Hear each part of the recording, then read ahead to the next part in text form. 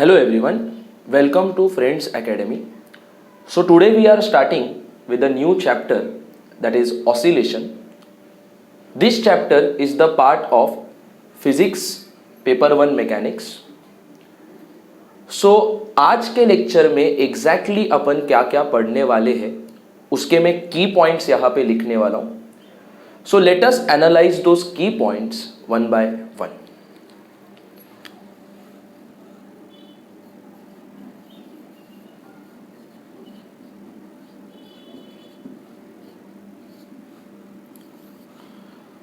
So in the first topic, we are going to learn about what is a periodic motion. ये topic पढ़ने के बाद then we are going to study about what is an oscillatory motion.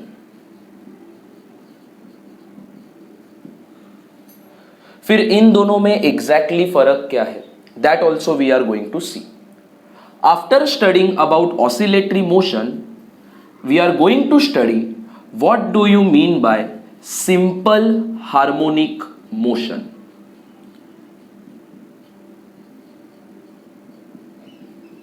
जिसको ही short form में कहा जाता है SHM.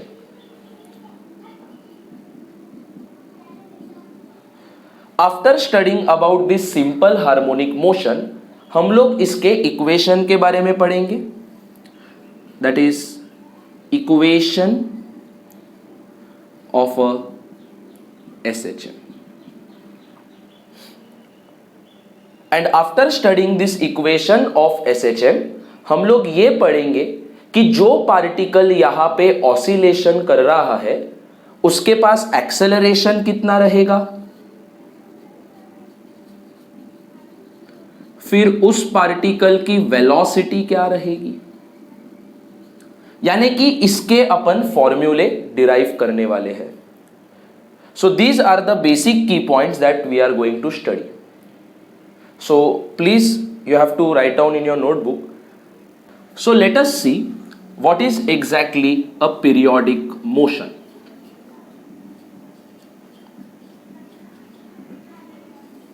तो पीरियोडिक मोशन का मतलब ये होता है कि ऐसा मोशन जो लगातार खुद को रिपीट करे.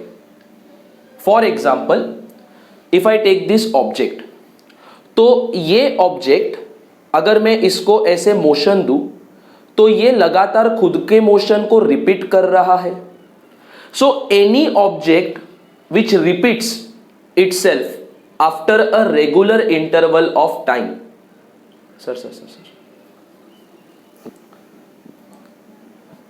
So let us see now what do you mean by periodic motion. So periodic motion is a motion which repeats itself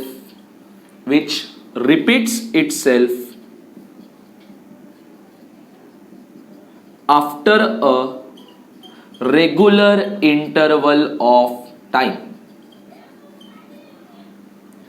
यानी कि ये जो मोशन रहेगा ये खुद को लगातार समय समय पे रिपीट करते जाएगा. अगर इसका एक एग्जाम्पल देना है तो I am having this object, और ये ऑब्जेक्ट को अगर मैं मोशन दूं तो ये लगातार खुद को क्या करते जा रहा है, रिपीट करते जा रहा है. See if you see this motion is repeating itself after a regular interval of time. फिर आपके घर में जो पंखा चल रहा है तो वो पंखे का भी जो मोशन है वो लगातार खुद को क्या करते जा रहा है, रिपीट करते जा रहा है. तो ऐसा कोई भी मोशन रहने दो जो लगातार खुद को रिपीट करते जाए, that is simply called as periodic motion.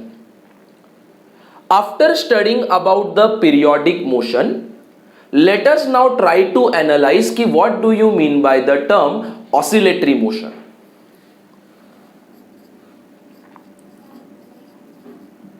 तो ऑसिलेटरी मोशन के बारे में हम सब ने अपने स्कूल में तो ऑलरेडी पढ़ा हुआ है, but exactly what do we mean by the term oscillatory motion.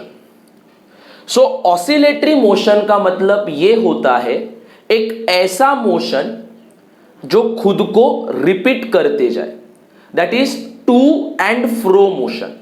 What do you mean by oscillatory motion? To and fro motion. Now what do you mean by this to and fro motion? वापस से मैं आप लोगों को एक example दिखाना चाहूंगा. So if you see this object, it is similar to somewhat like a pendulum. तो अगर इस ऑब्जेक्ट को मोशन दिया जाए तो ये देखो गाइज, ये लगातार टू एंड फ्रो मोशन कर रहा है. It is doing to and fro motion. तो such type of motion is called as oscillatory motion.